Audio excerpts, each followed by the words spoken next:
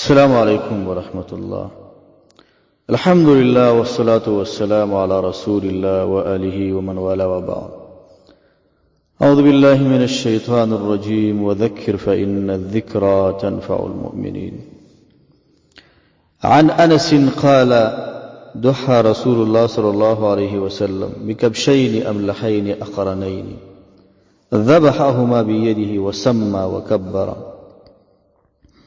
قال: رأيته واضعا قدمه على صفاحهما ويقول بسم الله والله أكبر. متفق عليه. په دې حدیث کې د نبی کریم صلی الله علیه وسلم د ذبح کولو غو طریقه ذکر شوې ده. انس فرمایي رضی الله عنه ما نبی رسول الله لیدل چې په دوه ګډانو چې تور او سپین رنګ یو کورونو والا او ګدخ کورونو والا یا روح کورونو والا نبی رسول الله په خپل الله ذبح وکړه. بسم الله الله اکبر ویلو. وای ما نبی رسول الله ولي چې خپل قدم مبارک دای په مخ باندې کې ودا سی ول چې بسم الله الله اکبر. ضحا د تضحیه نه ده په معنا د قربانۍ کولو سره. بدر وخت کې راځي کان یضحی دینه معلومیږي چې نبی سم بدا قرباني همیشه کوله. د کانه چې مزاری باندې داخل شي معنا دوام ورکړي. بعض علما دا مو چې ګډ باندې قرباني ودا افضل ده ځکه دا د نبی رسول الله همیشه عمل دی. کبشین کی اشاره دی ته د شی او ضحیه کی عدد او شمار افضل دی. لکه څنګه چې دا قول شوافیع کړی دی. دی وجه شوافی قول دار وي په وګډانو باندې قرباني افضل ده. د یو اوخ نه خدار چې وګډان راواله ځکه په دې کې وینه وې زیاته تويږي او د دې ثواب د دې په حساب سره وزيتي. دې حدیث کې د نړۍ فائدې پرتی دي. یو فائدہ په دې حدیث کې دا پرته ده چې په ګډ باندې قرباني افضل ده. دویمه فائدہ په دې حدیث کې دا پرته ده چې په دوه ګډانو باندې قرباني د سنت طریقه ده.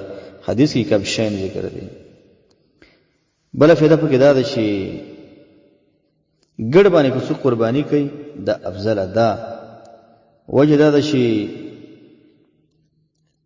نبی رسول چې په دې ګډ قرباني کړي نو ردی وي حسن زیاتو او دغه غوخه وړي مزیدار وا.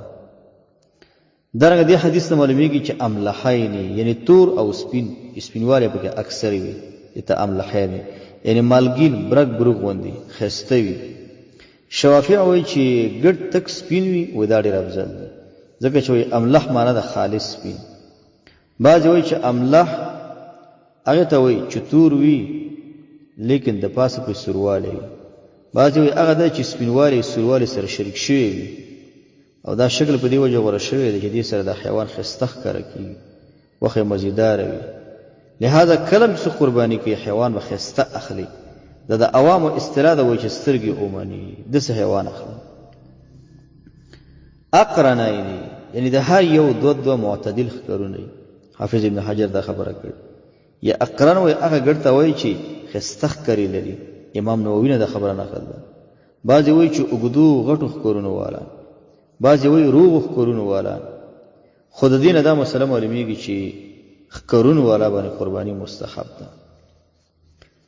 ذبحهما بيده د دینه دا معلومیږي چې قرباني ګوره په خپل لاس ذبح کول دا ګوره سنت طریقه ده.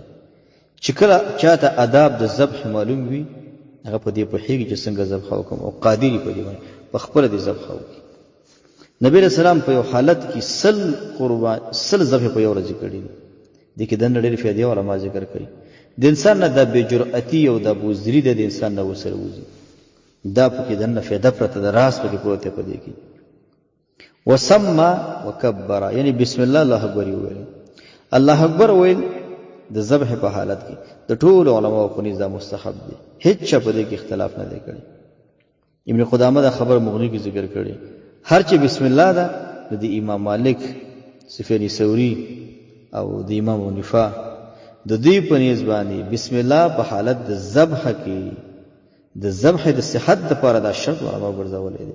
او کله چې نه هیر شي به ساقطيږي او دا مشهور مذهب دی امام احمد هم دی. دا قول عبد الله بن عباس من نقل دی. امام احمد دا یو قول دا نقل دی چې په حالت د ذبح کې وای بسم الله مستحب ده او واجب نه ده. او دا قول د امام شافعي دی.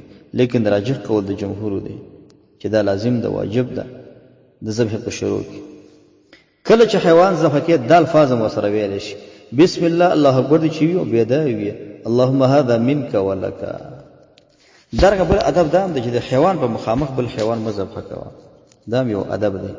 حدیثونه دا معلومیږي چاړه خطیره کوا وليحد احدكم شفرته حدیث کې راځي د چاړه خطیره کول دا مستحب عمل دی.